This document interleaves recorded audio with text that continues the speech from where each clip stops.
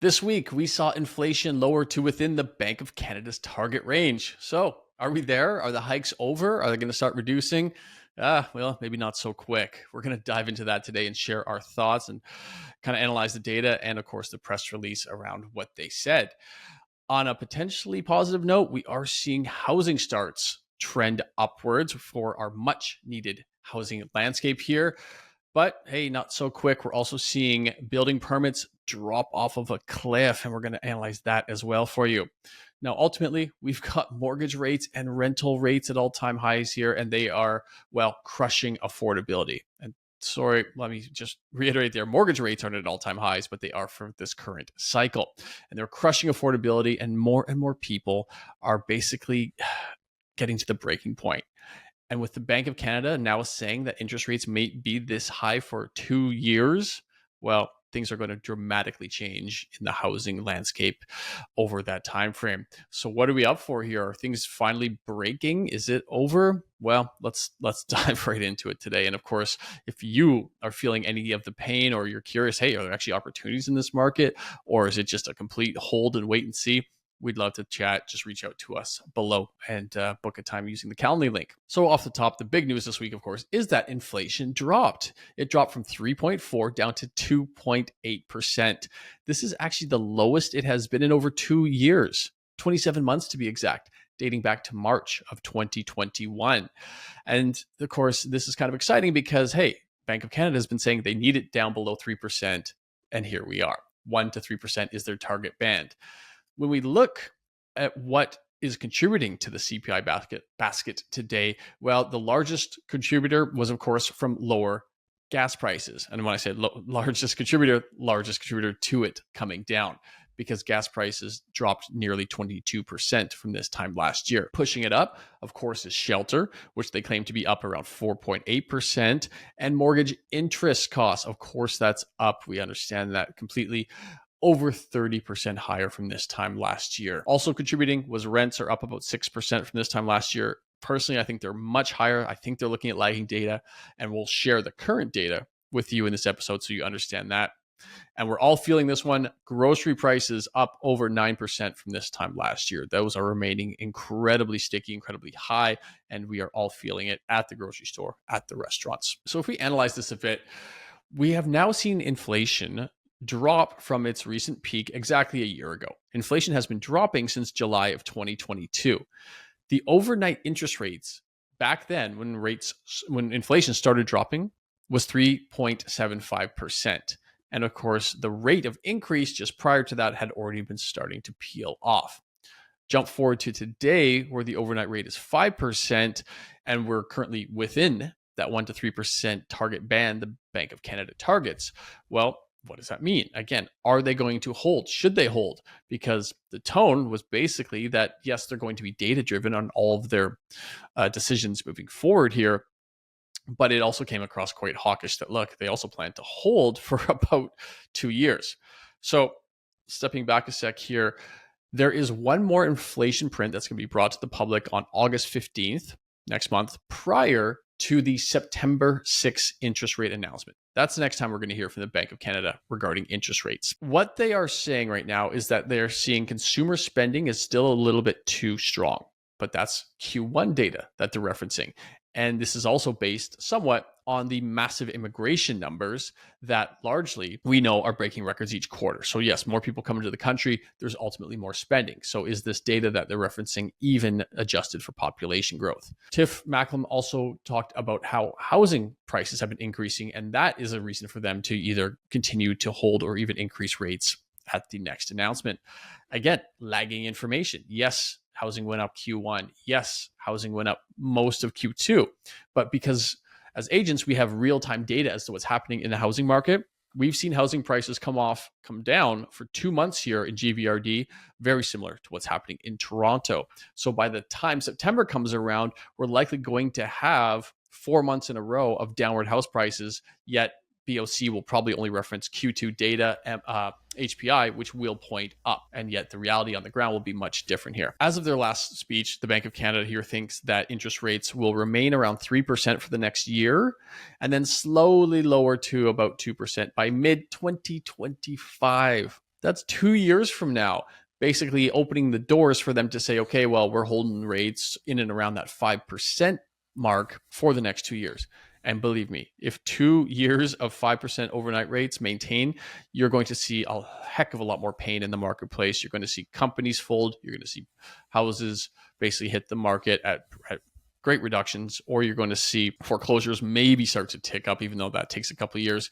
But you're also going to see all-time high rental rates almost every single month here. So basically nowhere to escape housing pain right now. But Ryan, what's your take on all this news? Do you remember when they made a prediction that rates were going to stay low until the bottom of 2023? I guess the point I'm getting at is, when you make a 2-year prediction, I think that's I think they're trying to set the tone for the way people have been behaving and the way that they're going to behave into the future. I think it's more of a warning shot. I'm not sure they'll be able to stick to that plan. And for a lot of reasons, much like you just said, businesses could fold. It'll put a ton of stress on the economy. Prices will continue to drop, which could be good for buyers, but sellers may decide not to sell, which again will cause more of a rental inventory issue. Again, the thoughts and the tone that came out of the meeting was pretty somber. I kind of said it in our last podcast that I think if they were done raising rates, they would be almost jovial about that announcement. Instead, it really sounded a whole lot more like they're definitely leaving the door open for more rate hikes. They felt like while inflation is still coming down, it has the potential to bump back up, and they want to avoid any kind of surprises like that. These are all the things that they're preparing us mentally for. So we'll see. My prediction is that they will hike again. Historically, the Bank of Canada will either overcorrect, whether it's going up or down. And that is mostly because they're dealing with lagging information. They'll deal with HPI prices instead of average and median prices. And they'll look at that data that's 3 months old as opposed to what's happening in real time. And when you do that, you overcorrect or you undercorrect as a result, and you end up on this roller coaster going back and forth. If they continue to massage the CPI basket and decide what's going to be relevant and what isn't relevant anymore, it's just like moving the goalposts all the time. So it's going to be really hard to know what they're going to do. And I think that's part of their plan. I think the reason they massage it is so that they can keep you guessing, so that you'll hold on to your dollars instead of spending them. Speaking of a roller coaster, let's get into housing starts, because housing starts continue to ping pong back and forth, up and down, almost every other month. Canadian housing starts rose 41% to 280,000 units in June. That's great news. But when you consider the month before, they fell 23% before that month. So you have this ping pong effect of developers holding on, releasing, holding on. And some of this really depends on where they were when that building permit or that development permit originated maybe a year and a half, 2 years ago. So starts were up 4% from the same month from the same month last year. And in British Columbia, new housing starts rose by 61% in June to 66,000 units. Starts in the province were 17% above levels from June of 2022, and the overall trend line is going up. However, we are also recovering from the lows we've seen in mid-2020 to 2022, so some low baseline effects there. These levels were seen as pre-pandemic levels, and there are a few more people now in our country than there were then, right? So why are we not building more to deal with, the million more people that we put into the country, or that our population grew by from last year? So ultimately, while we're still providing new units and new housing starts, it's not going to be enough to fulfill and sustain the people that are coming here or that our population is growing by. And don't forget, applications for building permits have now dropped for 6 straight months, sitting at a 15-month low. And that's a really important metric to realize, because while it sounds great that housing starts overall are trending up, a lot of people, builders, developers that have gone through the process to, let's say, rezone, get your development permit, get your building permit. Once that's in place, it's kind of like the train has left the station and they're not going to stop at that point. They've already invested so much time and money. So they need to kind of complete that building, that house, that duplex, whatever, because they just need to start recouping some of those funds. Whereas if people are just throwing in the towel from day one, saying, look, I'm not even going to go apply for a building permit at this point because the feasibility is not there. The numbers do not pencil. I'm not going to make money if I move forward. And that's dropping off a cliff. Well, ultimately, you know that results in lowered housing starts 12, 24, 36 months down the road. So really setting us up for some further housing crisis, or at least a continued housing crisis down the road. Though there may be some light at the end of that tunnel too, at least when we're talking about Vancouver, because we've been talking about the Plex plan for a while. The city has been, and it's called the multiplex plan now, I guess. And the report has just been made public. So all the things that they had sort of rumored look to essentially have come true. And now this report, it's I think 146 pages, is now on the City of Vancouver website. You can go have a look at that if you're interested. I know a lot of builders will be. And realistically, the key or the main points they're trying to push forward here too. So the housing department has pushed forward here to council saying, look, please allow single family home lots to be automatically rezoned and developable for 4 to 8 units. And it's all depending, of course, on the size of the lot, which type of units you're building, etc. But ultimately, they're just trying to make it easier and quicker for people to be able to build. They're actually pushing forward the concept that new single family homes will be reduced in size, and yet they will allow for larger laneway houses. Okay, they're basically just trying to densify. This is all about filling the missing middle.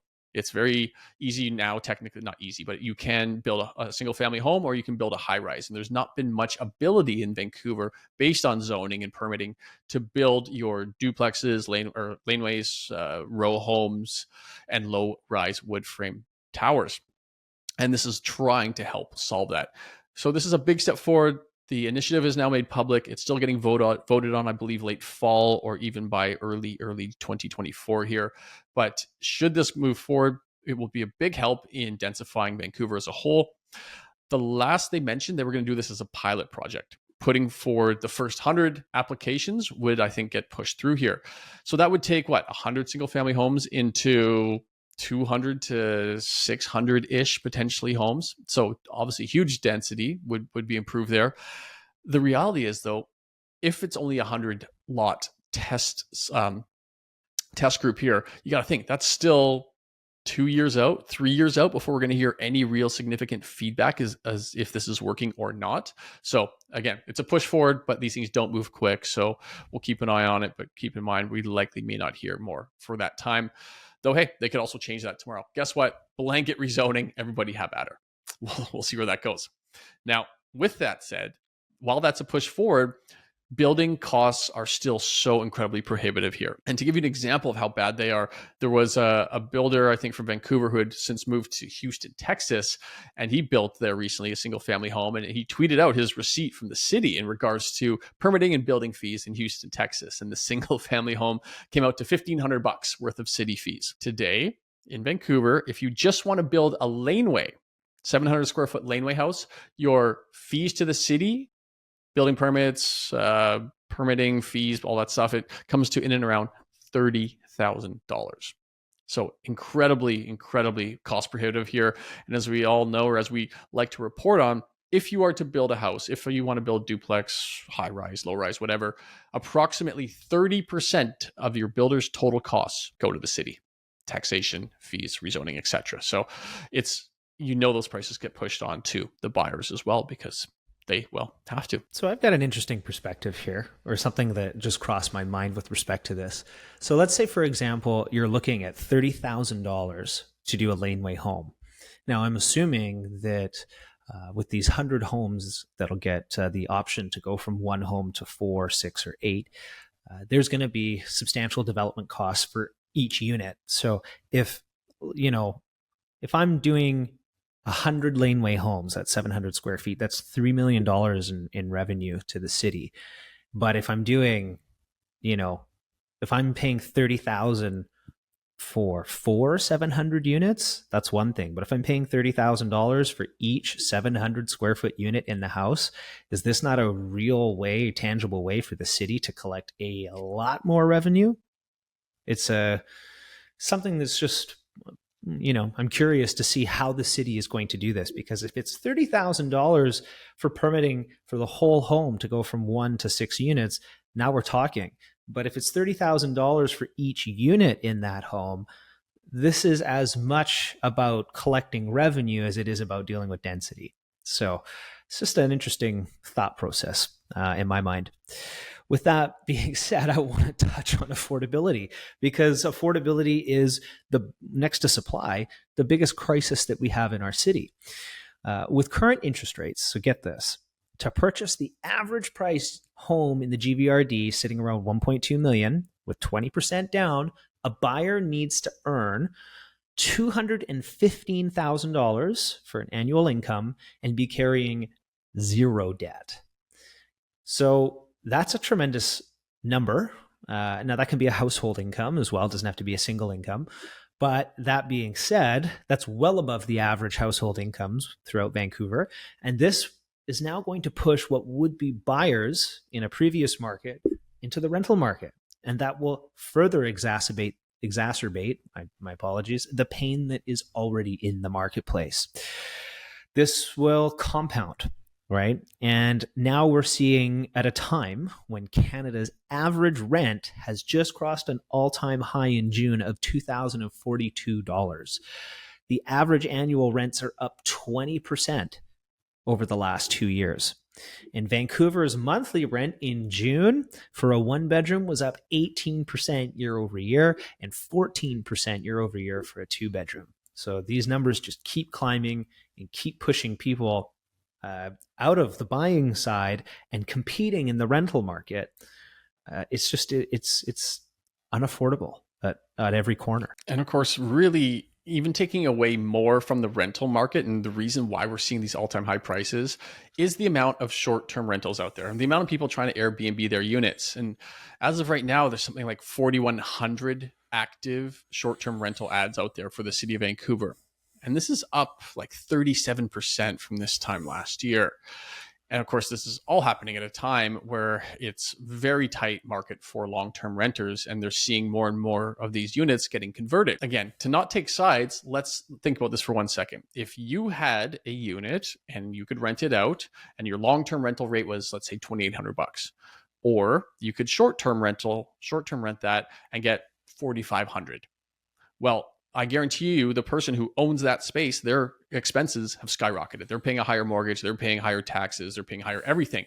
So ultimately, if you're just trying to stay above water and even hold that unit, what would you do? Would you go for more money or less money? Now, again, I'm not taking sides, not saying right or wrong, but at the end of the day, if you have a thing and you can extract more capital out of that thing by going with plan B rather than plan A, it's pretty understandable why people would do that. Because of course, if they don't, well, then they're likely cash negative, maybe to the tune of $1,000+ per month. So they're like, well, guess what? I got to get rid of this thing. I can't even afford it anymore. So they put it on the market. And then ultimately, as we know, it's typically end users that are buying up a lot of these as opposed to investors. So there you go. There's one less rental unit on the marketplace there. So again, good or bad, it's just kind of sharing information here. And interestingly here, we're also hearing stories where similar situations where the expenses for that landlord, if we're looking now at long-term, have gotten so high that they'll actually go to their tenant and say, look, I got to sell this place, or we got to find a way to come up to market rents. And at the end of the day, that tenant has to look at their options and say, look, yes, there's rental laws in place that favor the tenant here. So no, the landlord can't technically just raise the rents $500 a month or $1,000 or whatever it is. But if the tenant realizes that, hey, if that place sells, they're out on the streets, they're going to be paying market rent regardless. So if they don't want to move and maybe they can strike a deal with that landlord, well, they're going to see their rates increase, but they're going to keep that roof over their head and still maybe be just under. So it's some real-time stories that we're hearing out there right now. So just not pretty for almost anybody in the housing market, no matter what side you're on right now. Dan, we just did a deal last week where we were helping somebody try and find a townhome because their landlord was interested in selling it off market to someone else.